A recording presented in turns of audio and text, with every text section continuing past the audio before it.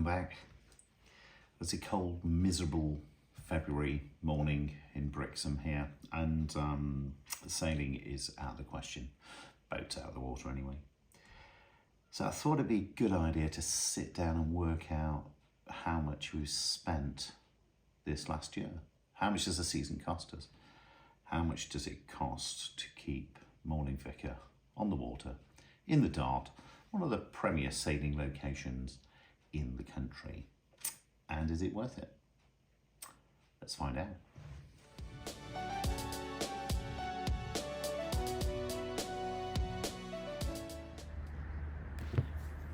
Now, Morning Vicar's not a big boat.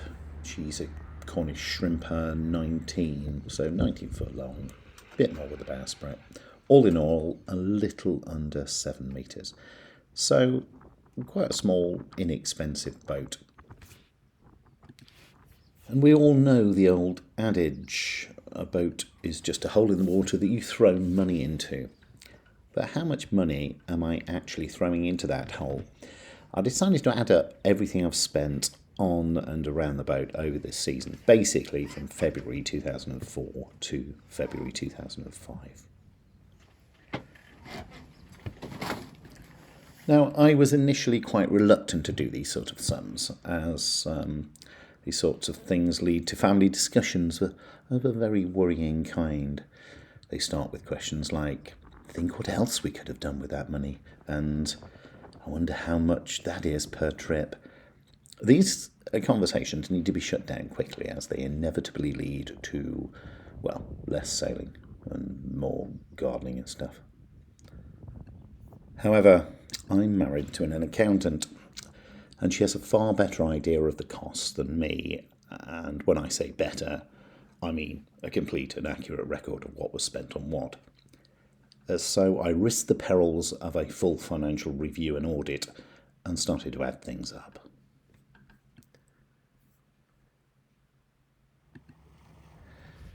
I've split the cost into 4 categories for no special reason, just to try and separate them. Basically, number 1, the essential cost of just keeping the boat afloat and available anytime I want it. Secondly, the cost of cruising, the cost of day trips and excursions, how much does it cost to run? Then the thorny topic of maintenance, refurbishment and repair. And number 4 is basically anything else I can think of. So starting with the basic stuff, how much does it cost to actually just keep her on the water? Well, first we have to consider mooring. Morning Vicar is on a walk-ashore pontoon at Galton. The tariff I'm on is for 12 months a year afloat, with the option of 2 of those months ashore if required. Now, Galton dries out every tide, well, almost every tide, and it's therefore restricted for most boats as to when you can actually go sailing.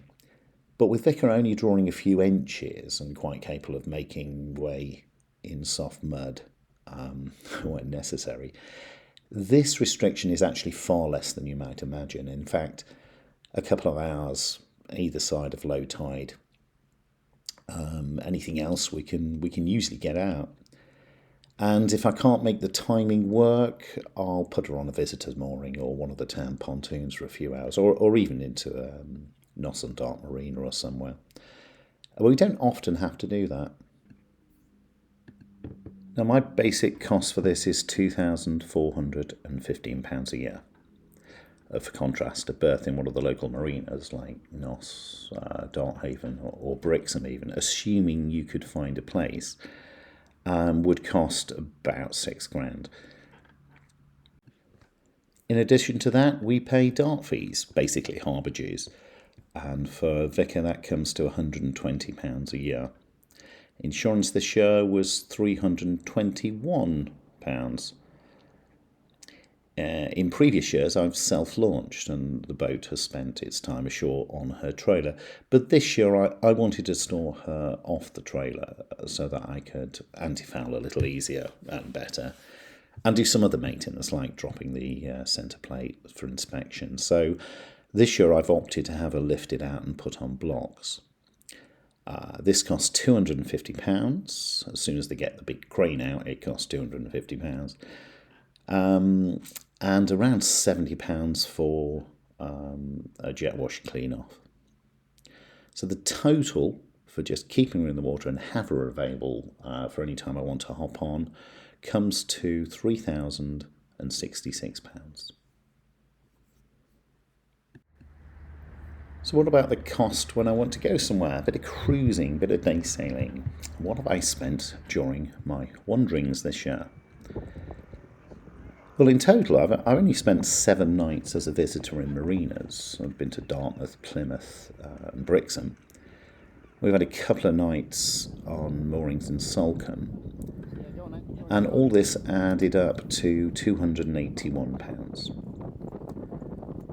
I've entered 2 regattas. The Brixham Heritage Regatta, which we won. There is a video available of our glorious triumph. And the Royal Dartmouth Regatta, which we definitely didn't win at all, in fact. There's no video available of that. These cost a modest £65 to enter.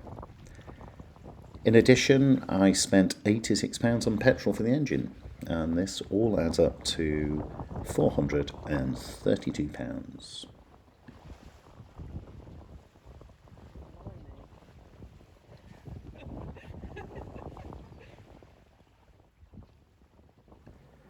So what about ongoing repair, maintenance and refurbishment? Well, Vicar is an old boat. She was built in 1988 and bits of her do fail and fall off regularly. So there's not only regular maintenance but also an ongoing gradual refurbishment. If I'd bought a newer boat, there would be far less outlay on this. However, that, together with my personal addiction to spending money in chandleries, which is a debilitating, serious chronic condition that I'm receiving. Anyway, on casual inquiry, my wife stated firmly that I spend between £100 and £150 a month in this way, i.e. in chandleries. Now, this is a scurrilous accusation that I was forced to deny in the strongest manner, until we sat down and did the sums. And it turns out she wasn't actually far off. No, I definitely got less of the duvet that night. So over the last year, I have spent £1,650 on things like antifoul, paint, varnish, things to apply to the above and also remove the above, nuts, bolts, blocks, lines, sheets, ropes, fenders, shackles, wood, a new solar panel, repairs to the inflatable tender, an incredibly expensive repair kit for the manual bilge pump, but also things like life jacket servicing and other stuff. They're not all impulsive purchases.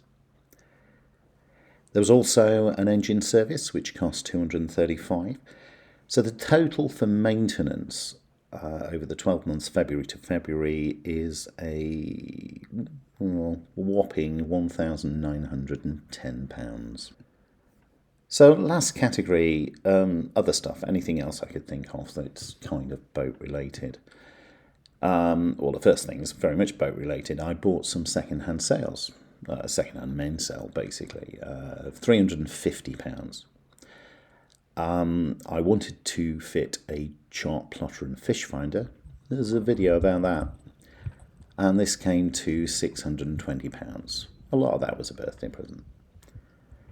I also belong to various organisations that I perhaps would not bother with if I didn't have a boat, namely the RYA, Brixham Yacht Club, the Old Gaffs Association and the Shrimper Owners Association, all of which add up to subs of £296 in that year.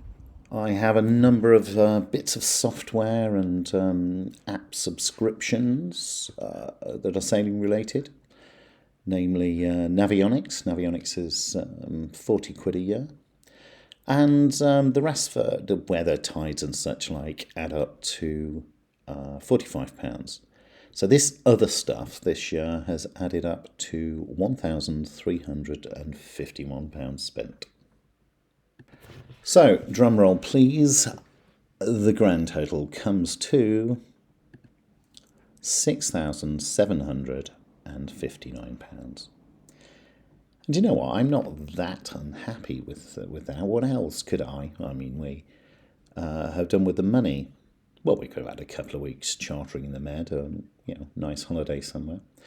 But I doubt we'd have had as much fun as using the boat for the season.